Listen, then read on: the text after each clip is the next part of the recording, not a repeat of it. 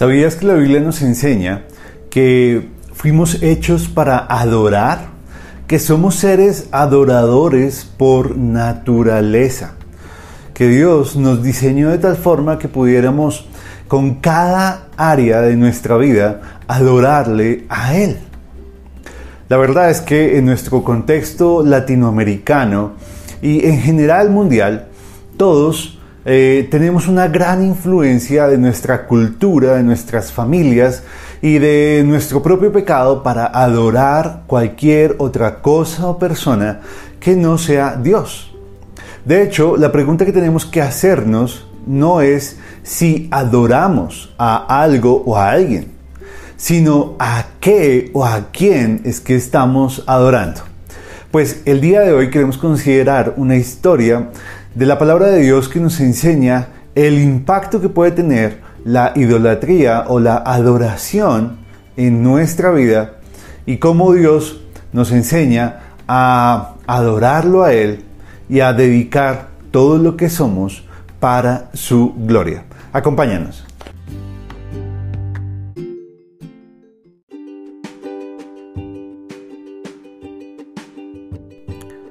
El pasaje del día de hoy se encuentra en 2 Reyes capítulo 18 versos 3 al 6. Dice: Hizo lo recto ante los ojos de Jehová conforme a todas las cosas que había hecho David. Él quitó los lugares altos y quebró las imágenes y cortó los símbolos de acera, e hizo pedazos la serpiente de bronce que había hecho Moisés. Porque hasta entonces le quemaban incienso los hijos de Israel y la llamaban Nehustán. En Jehová, Dios de Israel, puso su esperanza, ni después ni antes de él hubo otro como él entre todos los reyes de Judá. Porque siguió a Jehová y no se apartó de él, sino que guardó los mandamientos que Jehová prescribió a Moisés.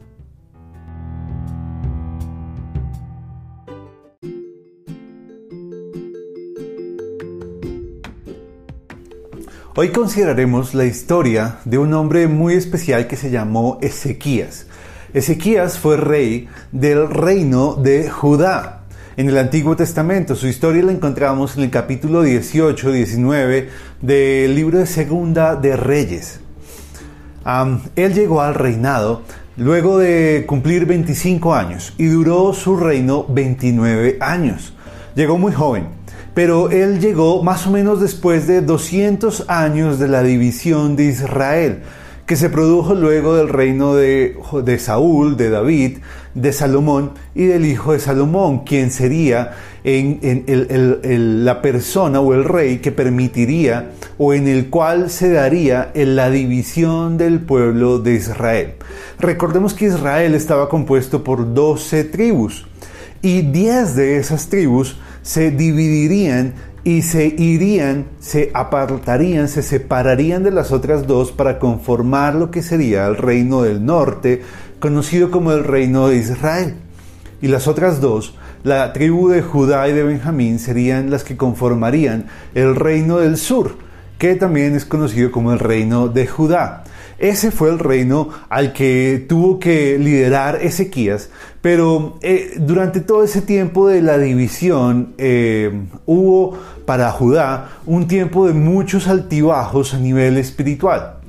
Hubo reyes que, temiendo a Dios y queriendo obedecer a Dios, dirigieron al pueblo hacia la adoración a Dios. Pero hubo otros reyes malvados que en su rebelión y en su rechazo a la ley de Moisés y al poder de Dios y al dominio de Dios, alejaron al pueblo de la adoración a Dios. Y bueno, pues nosotros tenemos que entender que como en el caso de ellos, en nosotros, también es cierto que cuando nuestra vida espiritual, cuando nuestra relación con Dios, nuestra relación con Él se ve afectada o está siendo afectada por nuestro pecado, pues todas las áreas de nuestra vida también son afectadas poderosamente. Eso pasó en el caso de los israelitas, de estos del reino de Judá, quienes en muchos momentos se desviaron y decidieron alejarse de Dios y tuvieron que pagar unas consecuencias muy caras en muchos momentos por su desobediencia. Pero así como también hubo momentos de dificultad, también hubo momentos de gran prosperidad. Y este es el caso de Ezequías. Él decidió liderar al pueblo para llevarlos a la adoración únicamente a Dios. Porque cuando llegó al reino se encontró con que habían grandes ídolos y una gran idolatría en lo profundo del corazón del pueblo que llevaba a todas las personas o a un gran número de ellas a adorar a muchos dioses falsos. Habían grandes imágenes, habían grandes sitios dedicados a la adoración a dioses falsos y se adoraba, por ejemplo, también a la diosa Acera, que era una diosa falsa de los pueblos paganos, de los pueblos cercanos a Judá, a Jerusalén, que tenía que ver a quien adoraban porque creían que esa diosa les ayudaba en temas de prosperidad, de fertilidad y de bendición. Pero obviamente era una diosa falsa. Además también adoraban a la serpiente de bronce, a la serpiente que Dios le había dicho a Moisés que construyera, que hiciera como un símbolo de la sanidad de Dios para el pueblo, y que todo hombre y mujer que viera la serpiente y que creyera que Dios podía sanarlo a través de esa fe, pues fuera sanado. Pero esa serpiente había sido simplemente un símbolo que luego, cientos de años después, el pueblo también estaba adorando. Eso revela la corrupción y la capacidad que tenemos como seres humanos de ir cada vez más bajo, más profundo, de caer cada vez en un círculo más vicioso y más pecaminoso. A tal punto habían llegado los israelitas que estaban adorando esa serpiente de bronce. Pues Ezequías, comprometido con Dios, porque él creía y amaba a Dios y creía que debía obedecer la ley que Moisés había dejado para agradar a Dios, para hacer lo que Dios había definido para ellos, pues él se comprometió a dirigir el pueblo a un avivamiento espiritual.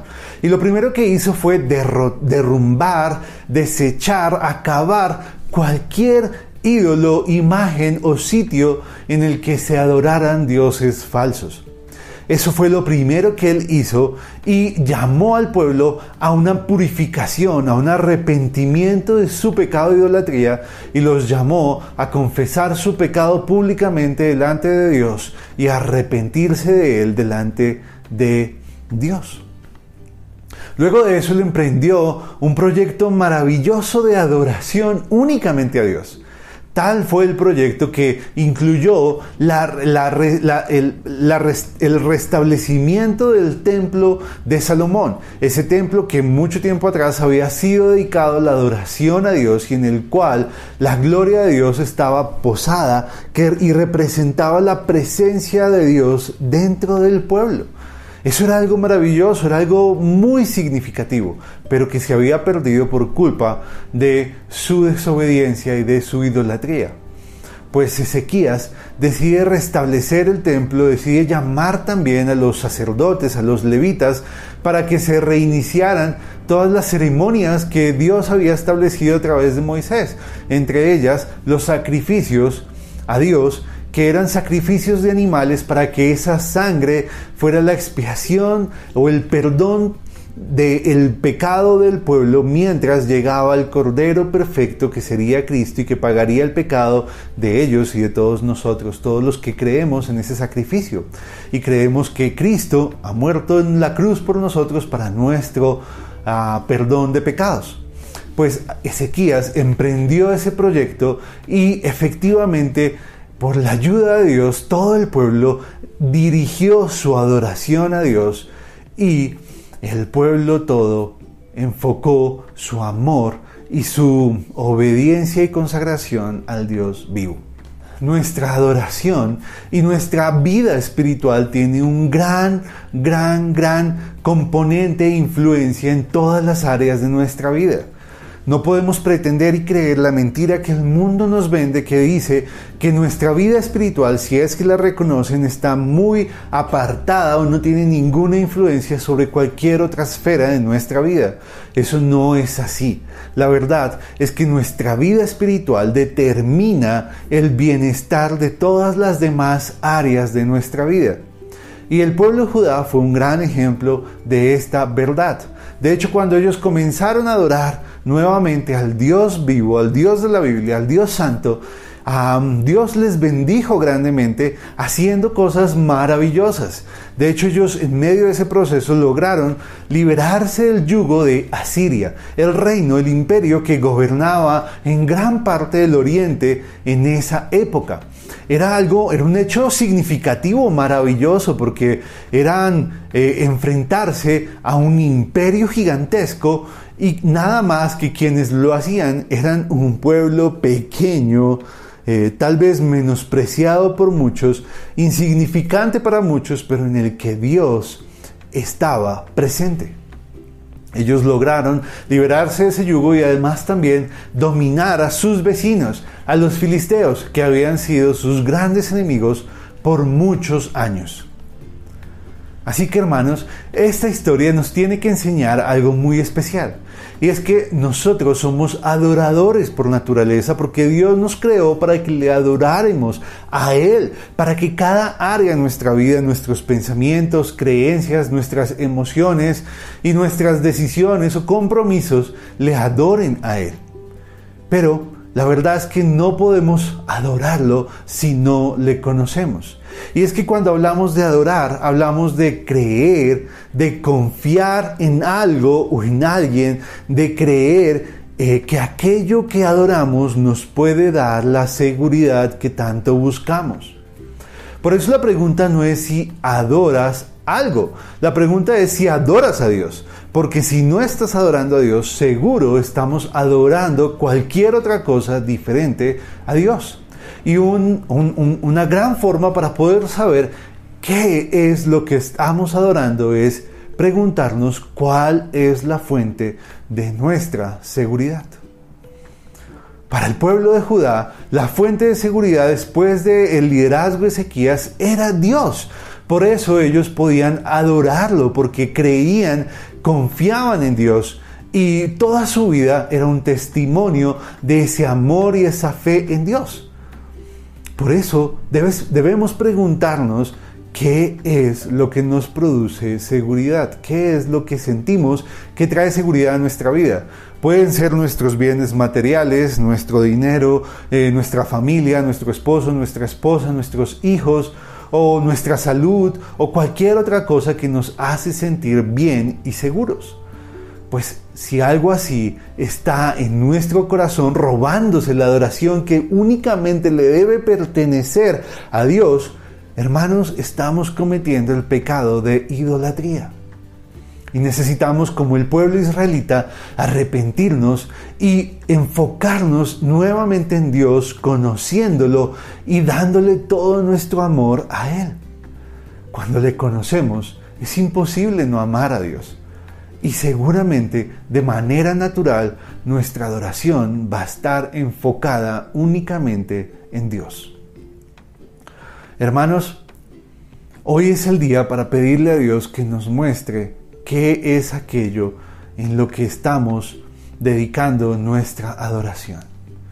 Si hay algo en lo que si hay algo que tú estás adorando que no sea Dios, necesitamos arrepentirnos, confesarlo y acercarnos al único Dios santo, vivo, real y capaz de satisfacer cada área de nuestra vida.